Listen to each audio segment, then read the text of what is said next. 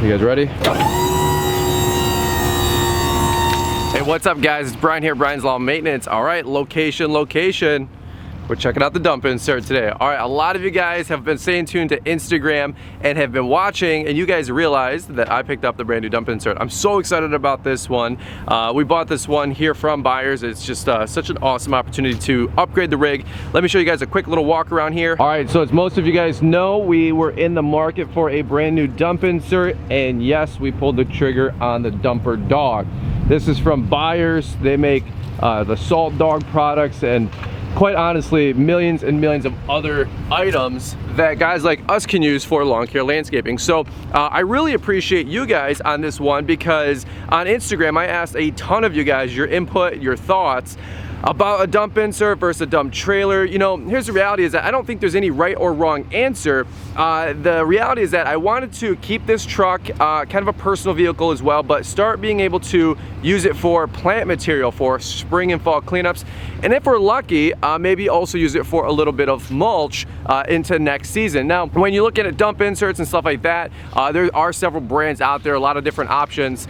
For us personally, where I live, there is a Site One Angelo's that is like our huge supply yard, and that's where you can get these things. Now, I will say this, don't ask me prices because it's really hard to tell. These things are between 3.2 and about 4 grand. The reason I put that range there is because there's options for upgrades, right? When you have the opportunity to put the sides on right here with the bracket, all the way up to here with the cap guard, and then also the tarp cover that rolls down, you can start adding up you know, another 500 to a grand. I will say this, when I was at my Site One Angelo's, they quoted me 500 bucks for the install. What happened was I wanted to work with Buyers, so we worked out a deal to actually have it installed there. At the same time, we were able to do a plant tour. Let me show you guys a quick walk around with the dump insert, show you how it works, and not only that, stay tuned over the next couple of weeks as we do fall cleanups, because you guys know we'll be using this a whole lot more. All right, so as most of you guys can imagine, this is the 6-foot dump insert. There is also an 8-foot option. Right here you have 2 different options for the tailgate. Right here, if you want to release the bottom pegs,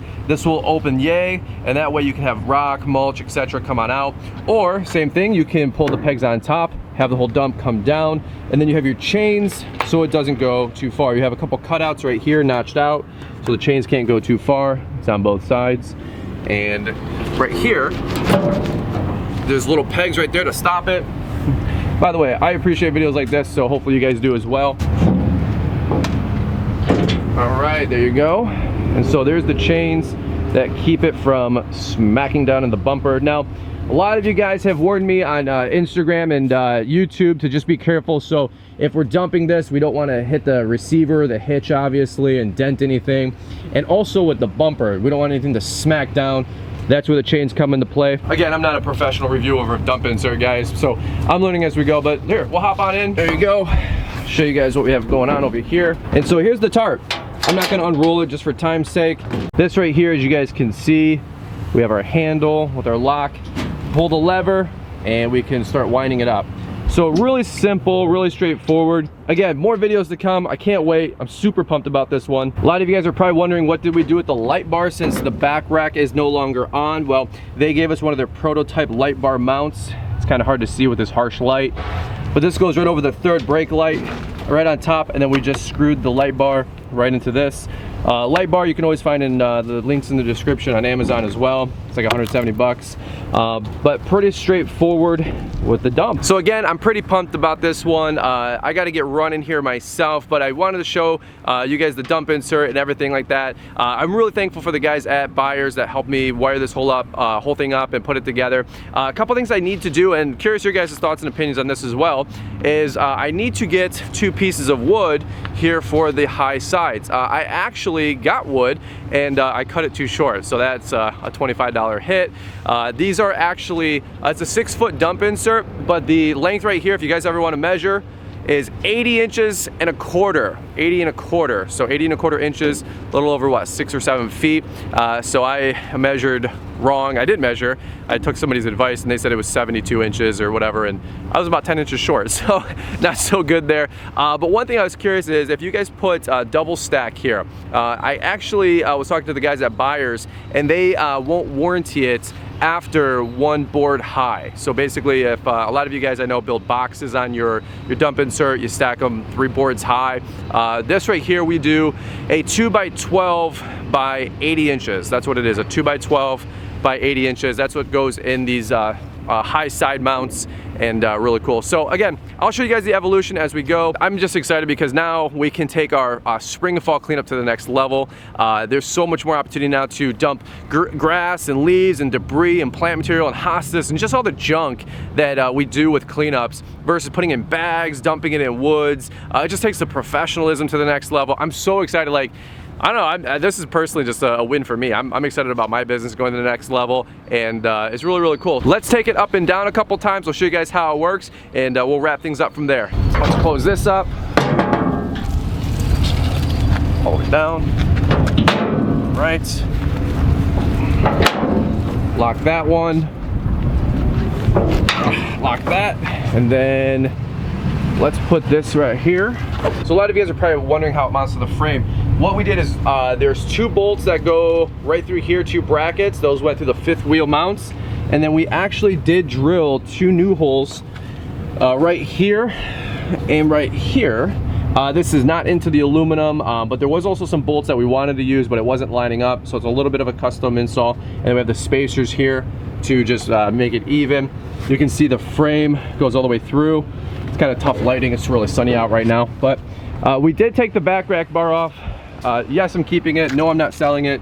So let's do this. Here's the controller. Super fancy, right? Up and down. All right. It's got a good 10-foot cord. You guys ready?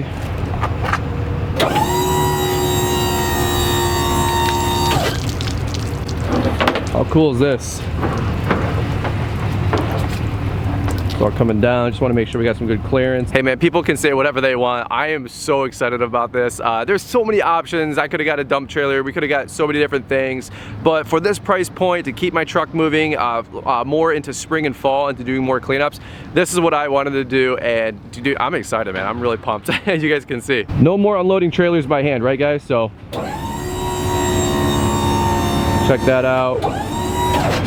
And that is pretty much what you're gonna probably need to have everything come on out. Again, if you want to take these pegs out and ramp it down, everything will slide right on out. Probably use the chains to make it parallel.